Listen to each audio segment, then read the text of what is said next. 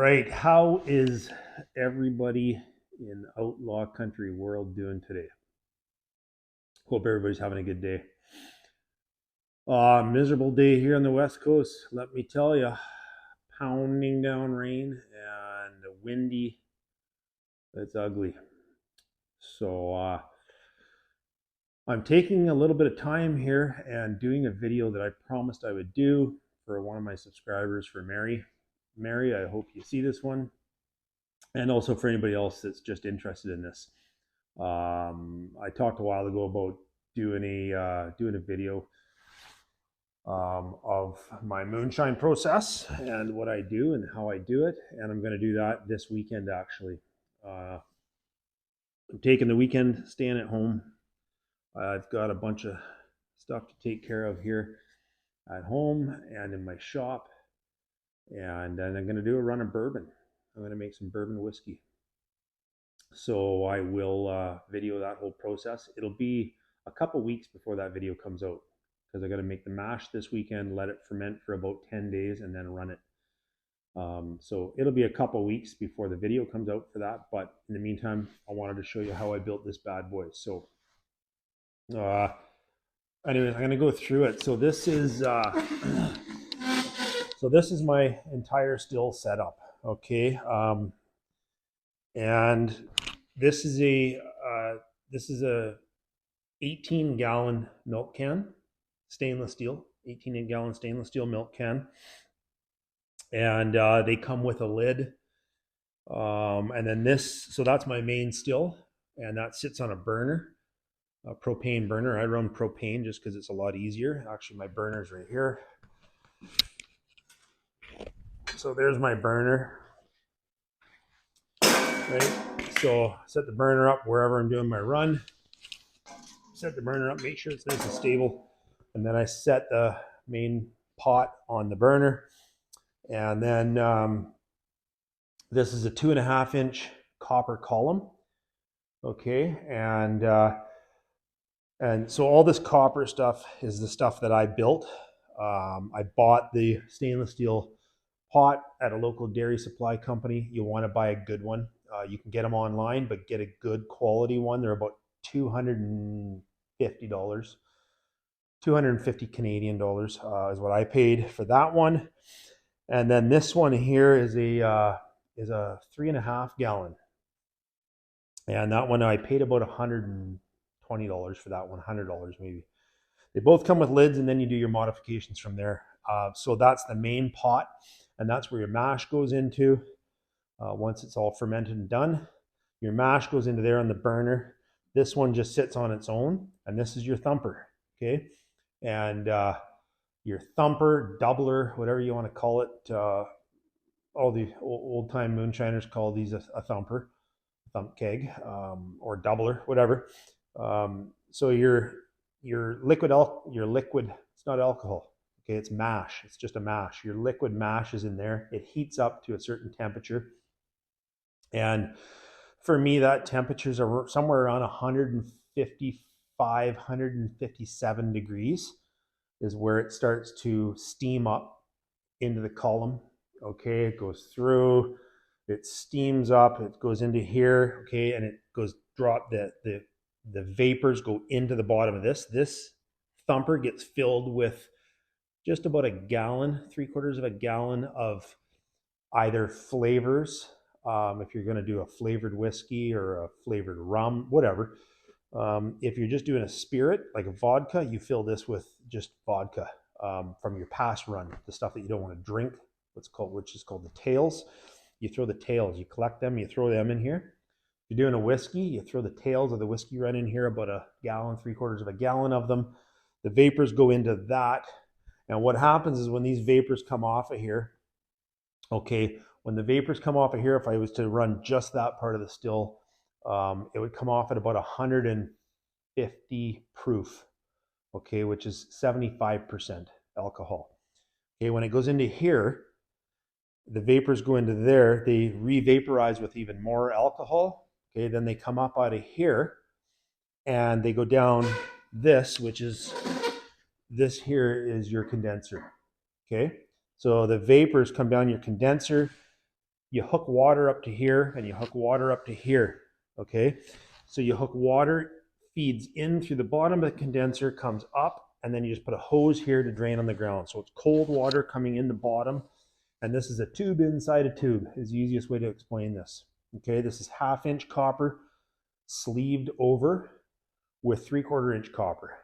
So it's a condenser, so it cools those hot vapors, and those hot vapors then turn into liquid, which is your alcohol.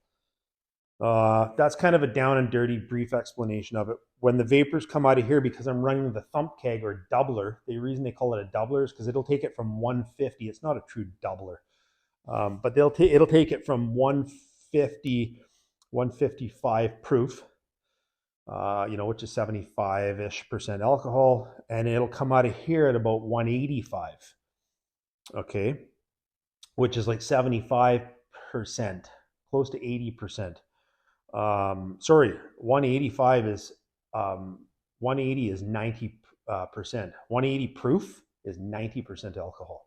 So it'll take it from 70%, 75%, goes into the doubler, 90%, way stronger. Not 100% alcohol, because that would be 200 proof. Okay, this is about 180 proof, about 90% alcohol. Comes out clear, no matter what you run. So that's basically the gist of the still and how it works. You can just run this without the doubler. Okay, I never do. I always run the thumper, just because you get higher quality alcohol. It cleans any impurities out even more so than just with the copper column and whatnot. So anyways, that's kind of the setup, and I'll show you guys, because my friend Mary asked. I'm going to show you guys a little bit more involved how this is built. So there's your, that's your condenser, okay? And I run about a 36-inch condenser with my setup. Okay, so that's 1/2 inch copper, and goes through a sleeve of 3/4 inch copper with a couple cooling ports on it. You hook the hose up to the bottom, as I said, and it fills this thing with water. And the water just is around this other pipe. Okay, so that goes through that. So the water just surrounds this pipe, which cools those hot vapors, because those vapors are 180 and plus, 180 degrees Fahrenheit is what those vapors come off. And if you didn't have this cooling, the steam would just come out the end and it's gone. So you got to cool it to turn the steam back into a liquid. So that there is your condenser. Okay, so you build your condenser. Fairly cheap to build. You can buy all that copper at your local hardware store or whatever, right? And then this all comes apart using union fittings. I'll show you those real quick. I'm going to try to be quick here, you guys, because I don't want anybody to get bored by this stuff. But if you're watching this, you're probably interested, right? So that's a union coupler. Basically, these are all soldered on copper. Everything copper is soldered. The stainless is TIG welded. So that's a copper union, so it can all come apart. And so that's got your female copper end, and that's got the male copper end, and then the condenser's got the other parts of it, right? So as I was saying, if you don't want to use the thumper, you can just simply do a run with your condenser hooked right up to your main still. Okay, just like so.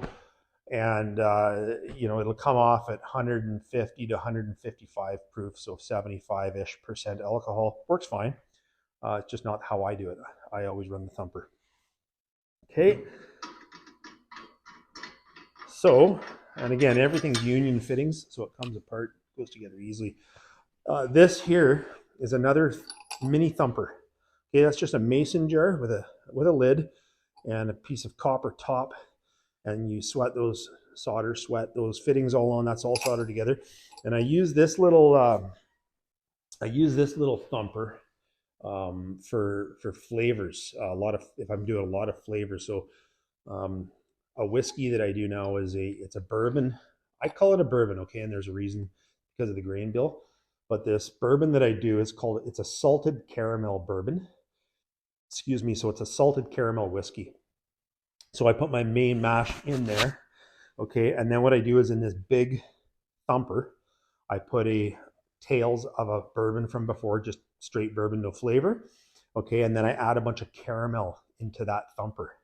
And that picks up the caramel flavor. And then in here, I put a little bit of bourbon from my tails from my past run that it's no good that I don't drink. A little bit of tails in here. And I put in here some pink Himalayan salt, table salt. Okay, it's nice. It's just a real nice coarse ground salt, real nice flavor. So your bourbon comes out of there. Your bourbon hits your thumper full of tails, bourbon, and caramel. And then it goes from there. When I do this setup, I'll just show you real quickly here. When I do this setup, I go like so. So I've got multiple, I basically have two thumpers, right? So your mash is in here, comes up, the vapors go into here, pick up caramel flavor. The caramel bourbon comes up into here, bubbles into here. This has salt in it, picks up a little bit of salt flavor, comes out, drips out, salted caramel bourbon. And yeah, it's out of this world. It is absolutely hands down probably my favorite flavored bourbon. So anyways, I'll carry on to the main part of the still now. This is sort of I'm thinking the part that Mary, especially Mary, was sort of most interested about, because yes, they are very expensive to buy. If you buy a still online, they're a good still online is around 15 to 1800 Canadian dollars. And I'm into mine for my entire setup. I'm into my entire setup for about $600. And I do all the work myself. So the column here, okay, everything comes apart, okay? So the column comes off the top, okay, and there's your column. It's got a temperature gauge in the top of it. Don't really need it. I know how to run this thing, but I just put it in there just for, it does help somewhat to know, what your temperatures are. Okay, and that's got a copper tri-clamp ferrule fitting on it. Okay, I'm gonna turn this camera up here a wee bit. Okay, so that is that's called a tri-clamp ferrule, copper, and it has to be copper so that you can sweat it on, solder it onto your column, right? My columns, I run this column around 26 to 28 inches. Okay, 2.5 inch to a 2.5 inch 90 to a 2.5 by 3/4 bushing down to 1/2 inch union. Okay, that's all soldered on there. And then you buy these tri-clamps. These tri-clamps are about $20 for a tri-clamp. Comes with a gasket. That copper ferrule fitting is about $25, $30. All right, so there is your column. Oh, I'll show you one more thing here with your column. What I'll do with bourbons is I'll put copper mesh. I roll that up and I stuff it up inside the column. And for a bourbon, I'll do just one wadding. For vodkas, I'll do 3 or 4 waddings. Vodka is a totally different process. There's more involved with vodka because you want no flavor. So anyways, yeah, throw some copper meshing in the column and what that copper meshing does is that cleans the alcohol up really nicely. It takes any off flavors out, so any kind of bad flavors. And yes, running spirits is a science. It truly is. And you'll see that more later, but to get it to taste good, it takes a lot of practice, a lot of research. I'm fortunate it got handed down to me, but through family. But I still did a lot of research on my own, making my own certain spirits and whatnot. And it takes a long time to make a really good drink. But once you got it, man, you can't beat it. Like the salted caramel bourbon, it really doesn't taste like alcohol. But it's 100 proof. It's 50%. That's what I drink it at. I don't drink a lot, but I like a nice shot of bourbon in the wintertime at night, sitting around the fire or whatever. And It's really smooth. Really good stuff. So anyways, there's your top for the still. Okay. And this is a tri-clamp top. Okay. Stainless steel. And I cut a hole in the lid. Stainless is hard to cut. You need a good blade or a grinder. Cut a hole in it.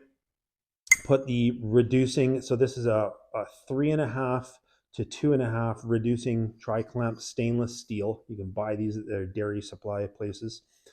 And basically TIG welded onto the top of the lid.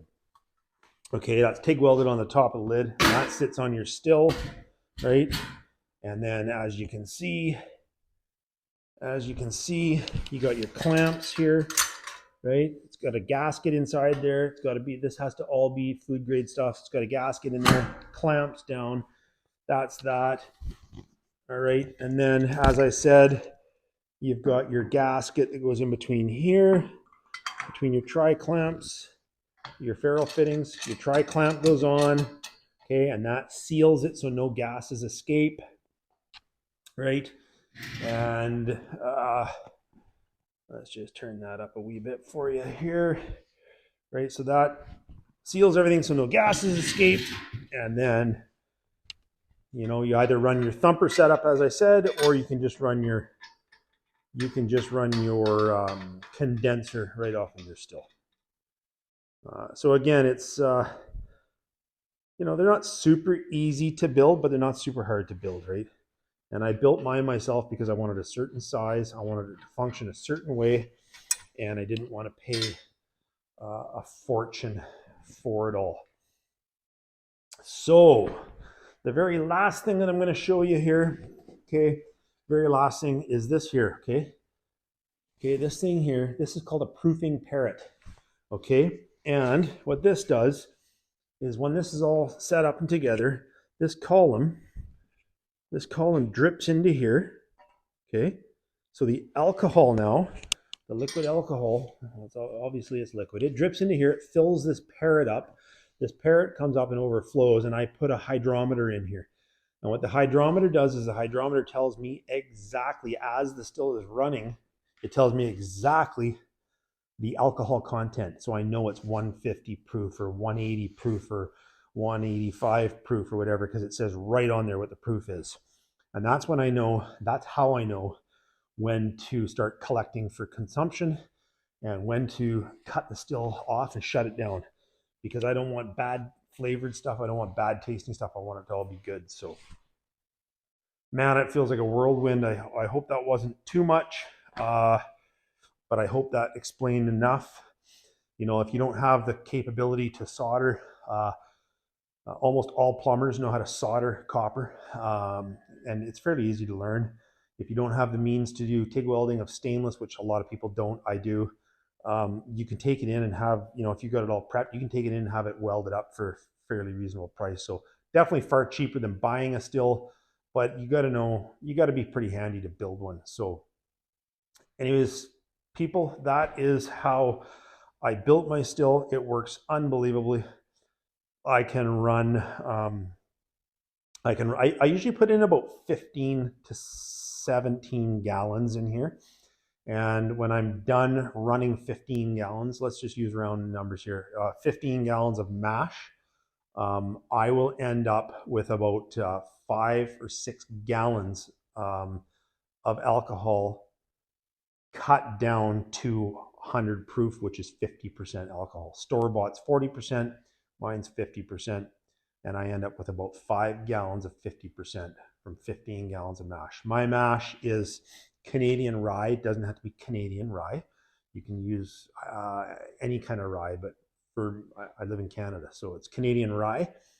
I use Canadian rye, Canadian barley, and Canadian corn. So I use a sweet corn. It's locally grown. It's a sweet corn. It's yellow corn, and it's I use 55% corn, and then I use my I won't share the exact numbers, but I use 55% corn, a certain amount of rye grain, and a certain amount of barley, and that's my mash. Mix that up, get it hot, let it steep. I'll go through that whole process when I do the run, but pour boiling water and get it hot. I add sugar to that, not very much, but enough sugar to get my alcohol content where I want it to be, and pitch some yeast in it, keep it in a nice dark, warm, dark place, and let the yeast ferment. And what the yeast does is the yeast eats the sugars, converts the sugars, converts the starches all into sugars, which is your alcohol. Okay, and then you do your run. So hopefully that wasn't too much. Hopefully you got something out of that. If you any questions, man, fire me questions. I'll be happy to answer them. It's a great hobby. I don't have a ton of time to do it, but you do 5 gallons. Like seriously, how long does it take to drink 5 gallons of booze? A long time. So you don't have to do very much. But I don't have a lot of time because I'm always hunting, fishing, out in the mountains, hiking. You know what I mean? I don't have a lot of time for this, so I'll dedicate a weekend, do a batch, and that's what I'm doing for you guys this weekend. I've got some other stuff to do, but I'm going to dedicate doing a batch and showing you guys how it's done. So, Mary, I hope you liked it. I hope I answered your questions. If anybody has any questions, throw it in the comments there, and I definitely will answer you. You know what? I answer every single person that comments me. Unless you're a jerk, then I just delete you. But if you people that comment, you'll notice I respond to everybody because I value you. I value you guys so much. Your subscriptions to the channel, and I value that so much, and it brings me such joy to look on my page and see, holy cow, I got so many more subscribers and stuff, and I love it. It's so I'll respond to you guys because I value your questions and comments so much. So anyways, enough babbling. I got to get my ass in gear here. Hope you enjoyed this one. Yeah, we'll see you on the weekend. I got another video I want to throw out from my 3 or 4 days when I was out on the rivers and in the mountains looking for some wolves again. And that one, I'm just doing some editing on it. I'll get that one out here in a few days. And then I'm going to do this one for you guys this weekend because I only got like a week and I'm out of here. My wife and I are heading to the mountains. We're taking the big wall tent, wood stove. Man, we're going to go live like king and queen. That's our Valentine's Day getaway. We're going to the hot tent way up in the mountains. It'll be about -20. Can't wait. She can't wait. Well, she can wait, but I can't wait. So yeah, got this weekend for making the moonshine for you guys, and then a week of work to get things squared away, and then I'm out of here. We're heading to the mountains. So anyways, hope you enjoyed, guys. Thanks, and thanks to every single person subscribing and watching my videos, man. You guys keep watching. I'll keep doing it. Okay, I'm out.